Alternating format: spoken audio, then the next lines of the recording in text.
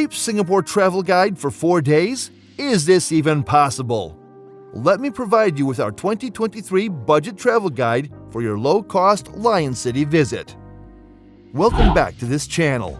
Tripsider will again provide you with the latest travel guides and tips to survive your dream out-of-the-country vacation. This video is a budget travel guide if you are planning to come to explore Singapore for 4 days. Wow! Aside from me, who else wants to know about this? Here are 6 tips on how to stay inexpensive while staying in Singapore as a 4-day tourist. How are you able to make the most out of it? Meanwhile, if this is your first time visiting our channel, subscribe and hit the bell icon to receive notifications of our following videos. Keep watching because you might not want to miss something useful and tested for your itineraries.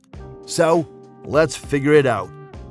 Despite having a high cost and small land area, Singapore is a developed city-state that many people want to visit.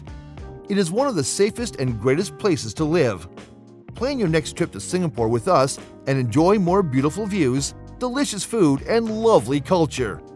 We have prepared a detailed trip for you to save money and maximize your time in this extravagant place. You can modify your itinerary over 4 days from this list and still stay on budget. This will be worth it. Number 6. Learn about Singapore's history. If you are up to discovering and understanding the history of Singapore, you can add this to your schedule. If you are planning on visiting many museums, temples, themed parks, and attractions, you may take up a huge deduction on your spending. You can have a cultural experience by visiting the former British naval base of Fort Siloso, which is located in Sentosa. You don't have to worry about the entrance because it is free. It provides fantastic scenery on the coast of Singapore and the city-state's complicated history. You can see the coastal guns and tunnel remains under the fort, which is well constructed and attractive.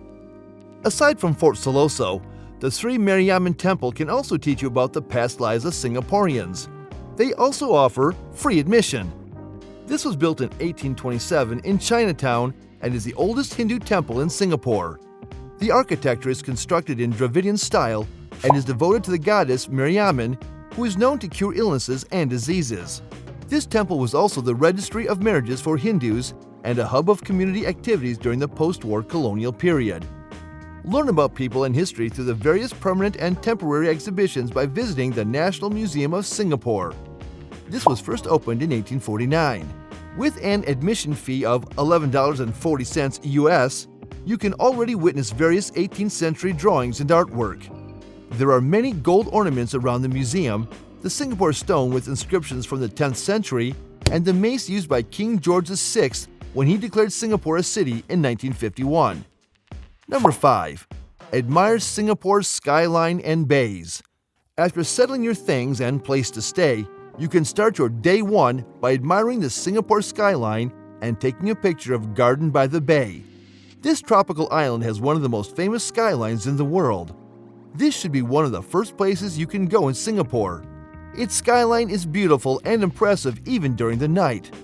The Marina Bay Sands observation deck is one of the best places to admire the skyline. The boulevard between the Helix Bridge and the Esplanade is a free place to view the Singapore skyline.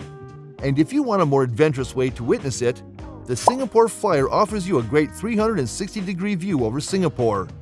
It is 165 meters tall and the world's second tallest Ferris wheel. You can book a Singapore Flyer and time capsule ticket.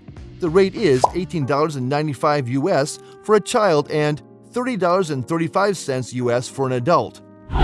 Another bay that you can visit is the Gardens by the Bay. You could easily spend an entire day exploring this wonderful green oasis located in the very center of Singapore. You shouldn't miss the Super Tree Grove with the 22-meter-high OCBC Skyway, the Flower Dome Conservatory, and the Cloud Forest Conservatory. And if you have kids with you, there is a children's garden available to entertain your little ones, and it is free. Now, they have new attractions like the Floral Fantasy, which is a dreamlike garden landscape, and the Serene Garden inspired by the minimalist concept of Japanese Zen gardens. Number 4. Book your hotel early. Booking a hotel in Singapore is more expensive than in neighboring countries.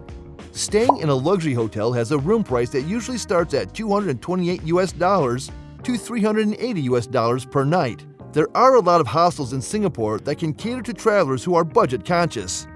You can book your hotel early to benchmark among other hotels and pick which one will be more convenient and affordable for you. Consider getting a family room in hostels or guest houses to save money on your stay, if you are traveling in a group of 3 to 6 people. A simple dorm bed in a backpacker hostel or guest house averages from $22.80 US to $30.40 US per night.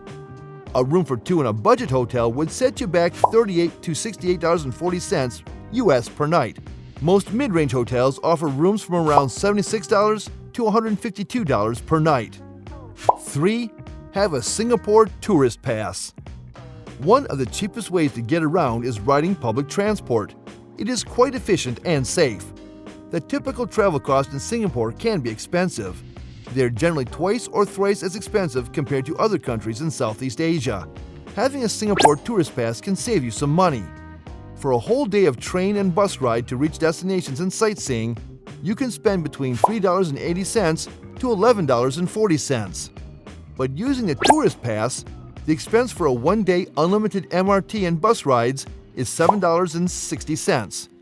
You can also save more from a 3-day pass of $15.20. Before sharing the last 2 tips, please tell us your opinions in the comments section.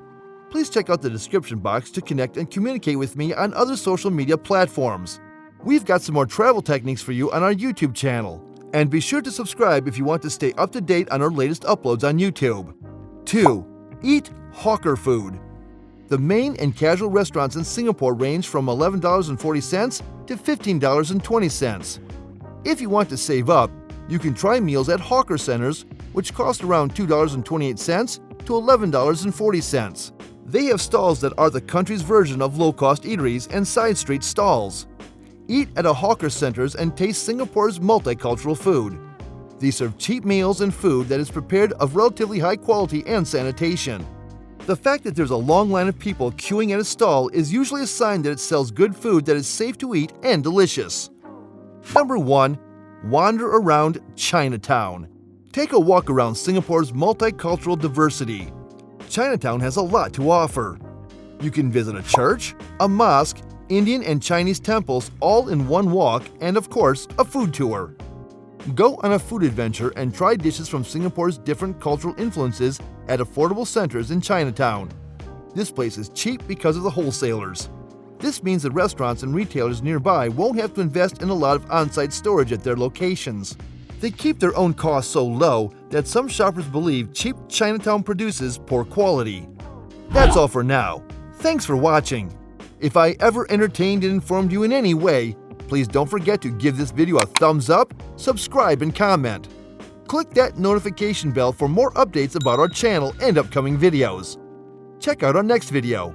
Again, this is Tripsider, your virtual thrifty tour guide. See you next time.